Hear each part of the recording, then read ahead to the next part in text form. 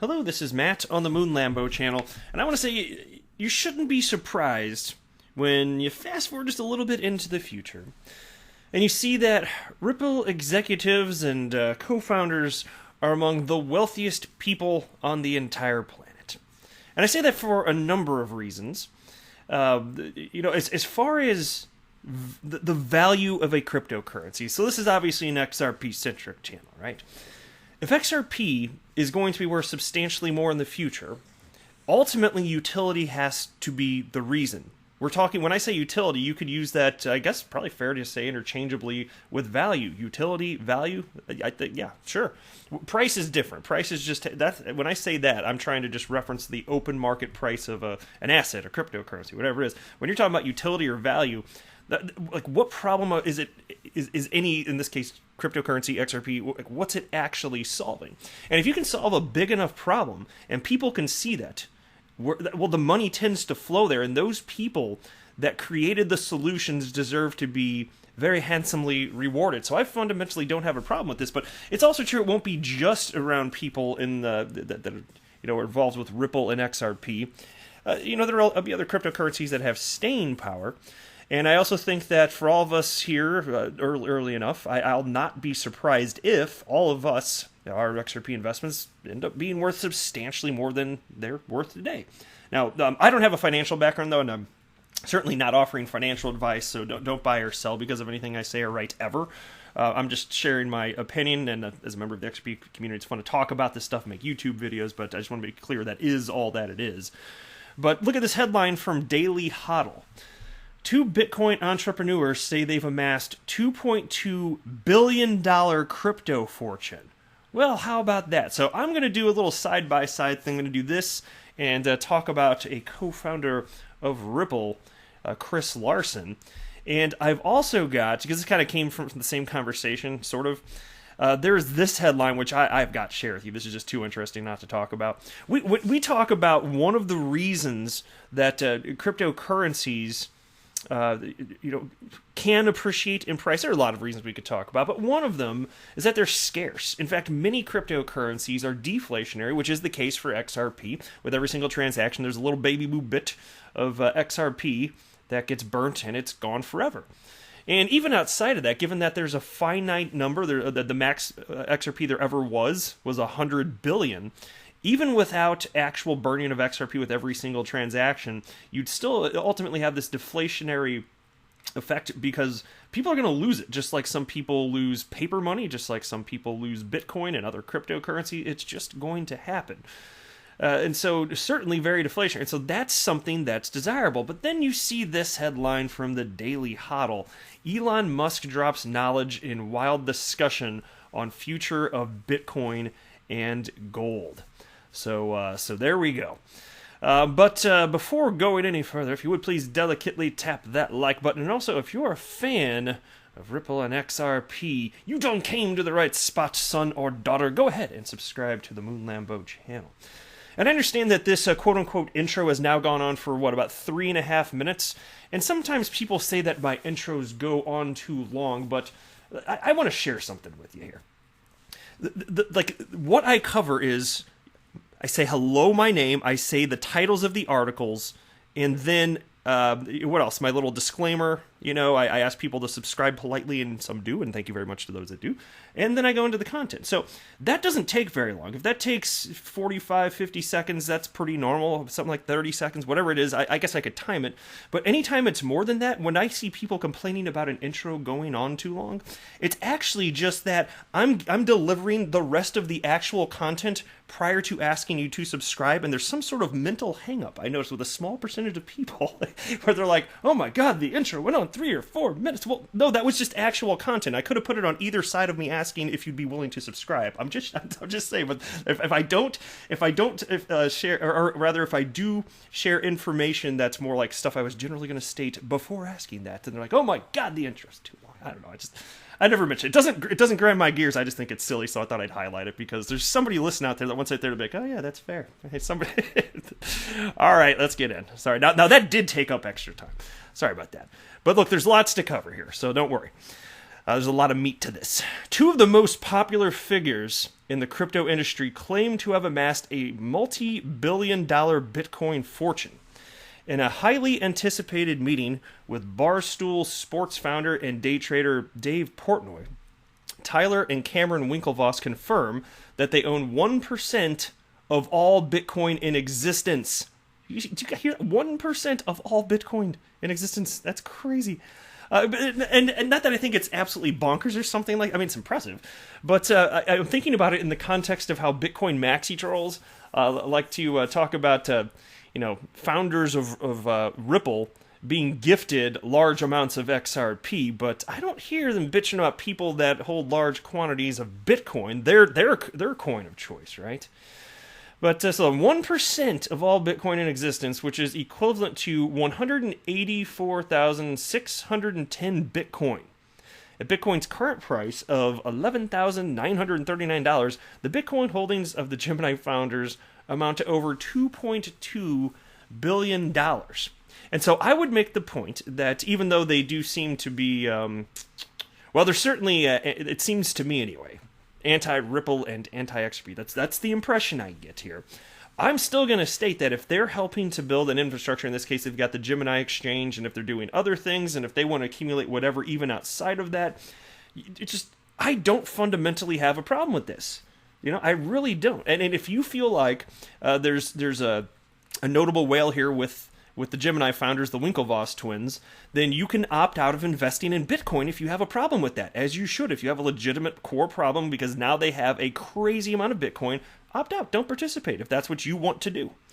Well, similarly with XRP, I understand the way that it was distributed in the beginning, and you can like it or not like it, and if you don't like it, you also likewise should just maybe consider not investing. If you have serious beef with that, then just don't.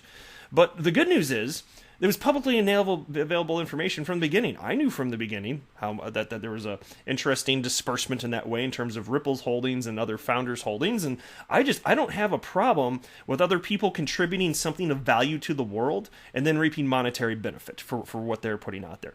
In fact, I'm a huge fan of that. And if it's crazy, intense amounts of money that most people aren't going to ever hold, well, if it's reasonably relative to the problem that they're solving for so many people, then great. I'm not jealous of people that have crazy amounts of money. I'm never going to be. To me, that's a childish way of looking at the world. It's just my humble opinion.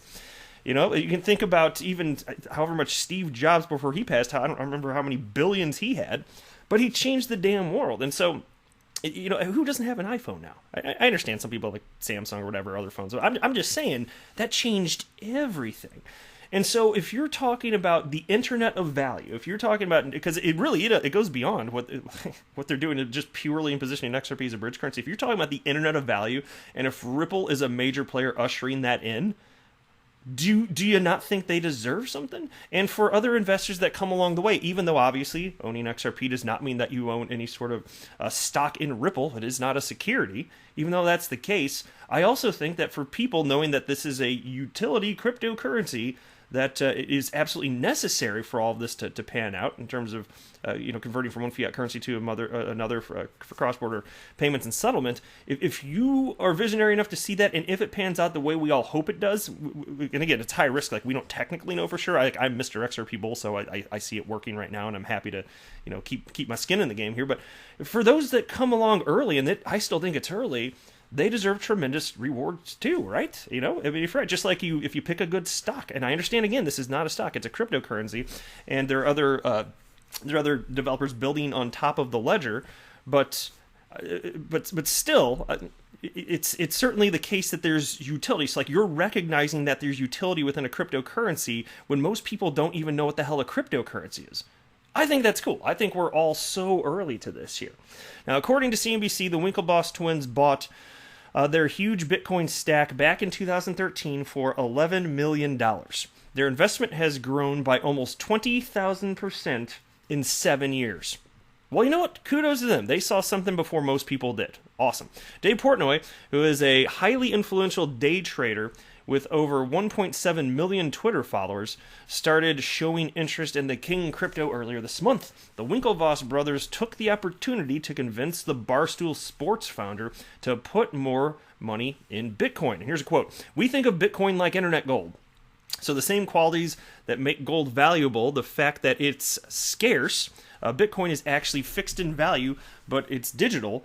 It lives on the internet. If you think of why gold is interesting, Bitcoin is gold for the internet." Now, the pitch appears to have worked as Portnoy poured $200,000 into the world's largest cryptocurrency by market cap. He also bought $50,000 worth of Chainlink tokens, the fifth largest crypto. When asked if Portnoy's most recent Bitcoin investment would be his last, the trader says he's not closing the door on Bitcoin unless it tanks. I'm interested to see what he means by that. Because it's corrected, and he probably knows this too, but it's just corrected like 80-90% multiple times, so I don't know that that's the best metric in determining if it's dead or not. But you can even see here, so like, look at this. This is an article from February 7th, 2018, so XRP was certainly worth more at the time. But this is from Forbes, titled "Ripple's Chris Larsen, Meet the Richest Person in Crypto." Look at that. The founder of Ripple, at the time anyway, the richest person in the world of crypto. Chris Larsen, a Stanford MBA and veteran Silicon Valley operator who at the January market peak fleetingly had a fortune of some $20 billion. The bulk of it derived from his 5.2 billion XRP, the token of Ripple, the company he co-founded with Jed McCaleb in 2012 to facilitate international payments for banks using blockchain technology. His company controls 61 billion of the 100 billion XRP in supply.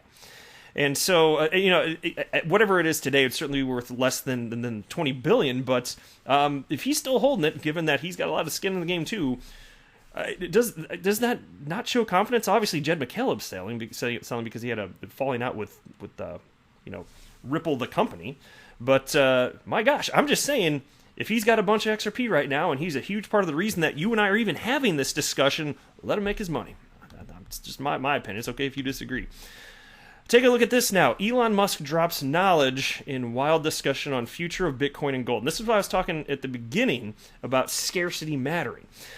Tech titan and SpaceX chief executive officer Elon Musk is endorsing recent remarks made by crypto entrepreneurs Cameron Winklevoss and Tyler Winklevoss that Bitcoin is a safer investment than gold because of near-Earth asteroids filled with staggering amounts of precious metals.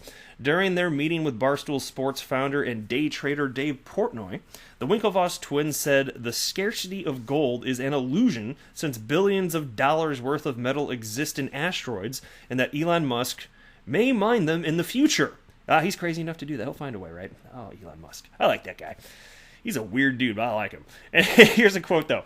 "That's why gold is a problem, because the supply isn't fixed like Bitcoin." I think that's a fair point. Now, when Portnoy asked Musk about his thoughts on the twins' statement, the SpaceX CEO responded with a link to an article about NASA's plans to visit Psyche 16, an asteroid with huge volumes of precious metals, including gold and platinum. And I've reported on this in the past. Here, this is in the news some time ago. But the article indicates that the metals in the space rock are worth 10 quadrillion, which author Harry Petit points out is an amount large enough to destroy commodity prices and threaten the world's economy. Gold? Yeah, so gold not as scarce as some people are thinking here. Portnoy, who previously criticized Bitcoin, claims to have bought $200,000 in Bitcoin after meeting with the twins. So, I think it's a fair point. If you're talking about true scarcity, XRP is certainly more scarce than gold, and Bitcoin is more scarce than gold also. Yes. And so, it might sound far out there. I understand this, it's not going to happen anytime soon, mining asteroids full of gold. I got it. But just because something hasn't happened, I always say don't assume it never will. If there's money to be made and technology sufficiently advances, even if it takes a long time, I don't care if it's 100 or 200 or 300 years, that's going to happen. And if there's still a global economy, what do you think the ramifications of this are going to be? At least humans have now devised cryptocurrencies so that you can have an asset that is genuinely, verifiably, quantifiably, actually scarce. And there's nothing else quite like that. I mean, you could say land's limited, okay, fine, but there are only so many assets that are truly limited, scarce, or deflationary. That would be the real rare, deflationary. But XRP is one of them. And so if it's going to have true staying power, I'm happy to keep putting my money in over time. So, interesting, fun food for thought. But that is it for this video. I am not a financial advisor. Do not buy or sell anything because of anything that I say or write. That would be a very, very, very bad idea. Until next time, to the moon, Lambo!